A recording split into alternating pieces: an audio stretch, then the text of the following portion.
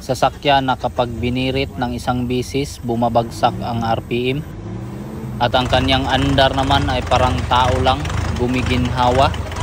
Mga kalagnot dalaibot, fasten your seatbelt, at may isishare na naman ako sa inyo na ibang kaalaman.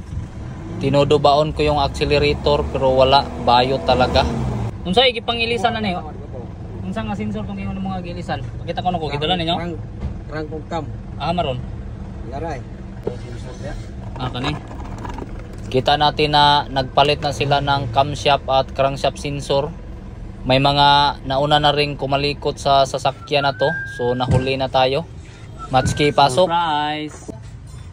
Kita natin yung timing belt natin na may gamot siya. Yung timing belt, ayan, na punit-punit siya.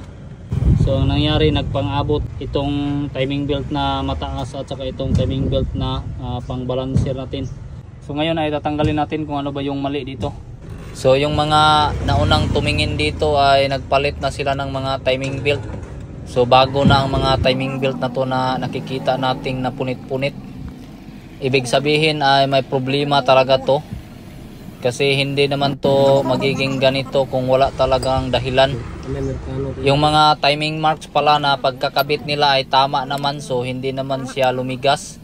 Tapos yung mga bearing at mga tensioner dito ay wala ring mali, so tama rin yung pagkakabit nila. So bale walang problema sa pagkabit ng timing belt, pero ganito yung nangyari. Nadurog yung timing belt natin, pati yung bulsa ng may-ari.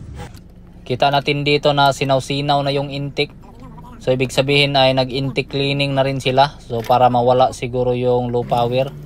Tapos may basa dito, itong number 3. So kita nyo naman siguro yung ginawa namin, tinanggal namin yung valve cover. So ayan, pagkatapos ay tinanggal namin tong sprocket ng camshaft. Baka magtaka kayo, may timing belt na. Kinabit ko na kasi yan, tiningnan ko. So nagduda ako kasi hindi masyadong tama yung pagkatama ng tama. Ngayon ay observe natin, tatanggalin ko na tong sprocket. So ayan, okay naman yung sprocket natin, hindi naman siya napiang. Tapos dito tayo, ayan, tingnan ninyo yung guide. So medyo nahiwi yung kahimtang niya. Kita natin na kumapit pa naman siya pero wala na talaga, nabali na pala to. So ito yung dahilan bakit nadurog yung timing belt natin. Na-disalign kasi yung sprocket kaya umaabante yung timing belt. Yun yung dahilan bakit nagpang-abot yung dalawang timing belt natin. So okay lang naman yung timing ng camshaft. Ang ginawa namin, tinanggal namin tong intake camshaft natin. So madali lang naman siya, hindi na natin tinanggal yung isang camshaft, kapoy na may suhol. So ito yung dahilan bakit naka-alarm yung camshaft at crankshaft sensor natin. Siyempre ang ginawa ko dito ay lumapit ako sa kaibigan ko. So ayan, ginamitan nila ng mikos-mikos, winilding nila yung naputol na guide natin. So master na yan, tiwala na lang tayo dyan, wag na tayong mag-alala pa. Tinarget kasi nila ng welding yung naputol na guide kasi ayaw talagang matanggal. Pagkatapos ay observe natin yung diskarte nila kung paano nila tanggalin yung naputol. So winildingan nila dito ng tuwang-tuwang. Shoutout natin yung magaling natin na kaibigan na machinist, si Litoy. Dito ay ayan, pinukpok na nila ng maraming bisis, binangila nila ng welding rod yung tuwang-tuwang. Observe natin kung effective ba talaga yung diskarte nila. Ayun, basic na basic lang pala, natanggal na yung naputol. So ngayon naman ay tingnan natin kung paano nila gagawin yung bagong guide natin. So ito na yung tinanggal nila na guide.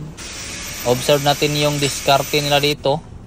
So sinukat lang muna nila yung laki ng guide natin. So ayan, ginamitan ng anong tawag ng tools na to, hindi ko to kilala. Absent kasi ako nung tinuro to nung instructor namin. Ginamitan lang nila dito ng maraming tuyok-tuyok. So pagkatapos ay ayan na, natapos na yung sukat. So pinutol na nila gamit yung gabas puthaw, pero kita natin na hindi siya naputol. Na-imagine nyo na ba kung gaano katigas yung ginawa nilang guide? Hindi kayang putulin ng gabas puthaw. Ingon di maputol. putol oy. So ngayon naman ay ayan, pinaslak na nila dito sa camshaft natin pagkatapos pinutulan kasi sumubra yung taas. Ganun lang pala ka-basic yung gagawin natin pag naputol na yung guide ng camshaft natin. So dito ay hinatid na ako ng kaibigan ko kasi tapos na niyang magawa yung guide natin. So ngayon ay mag-assemble na tayo. So pinaakan ko lang muna ng vice grip yung camshaft gear natin. So para hindi umirog-irog yung timing marks natin. So kayo kung ano yung diskarte ninyo, bahala na kayo, basta importante maibalik yung timing marks. So ayan, tulad kanina. So same lang yung pagtama ng camshaft timing natin. So humalok-halok lang siya pagkatapos lagyan na ng camshaft cap. Basic lang naman yung ginawa namin dito. So marami nang marunong gumawa ng ganito kaya hindi na natin kailangan klaruhin pa. Okay. Ayan na, binitawan na natin yung vice grip.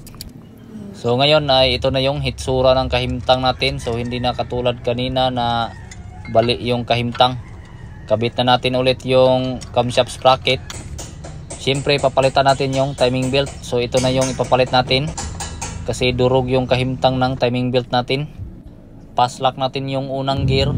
So yan, ito yung timing marks ng crankshaft natin. So ipaslock ng ganun. So ngayon naman ay ayan, ito na yung marking ng balancer sa ibabaw. Tapos dito naman sa ilalim, ito naman yung markings. So yung sa crankshaft ay okay lang. So ito yung guide niya kapag kinabit na natin tong spacer na to. So kitang kita pa rin yung timing. So yan, sulot yung mata natin, klarong klaro talaga. Pagkatapos ipaslak natin yung isang gear. Tapos bitawan natin yung tusir ng timing belt para humugot-hugot na siya. Tapos dito naman tayo sa camshaft. So ayan, nakita natin yung mga markings, tumama naman siya. Tapos dito tayo sa pressure pump. Itong markings ay tumama sa bikangkang. So tapos ayan, itong timing belt natin ay malayo naman siya. So imposible na magpang-abot to.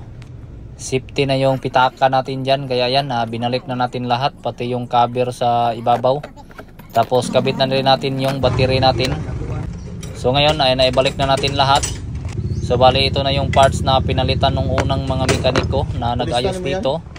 Tapos tayo naman ay ito yung pinalitan natin. Sobrang napakaliit lang at parang kugmo lang naman to.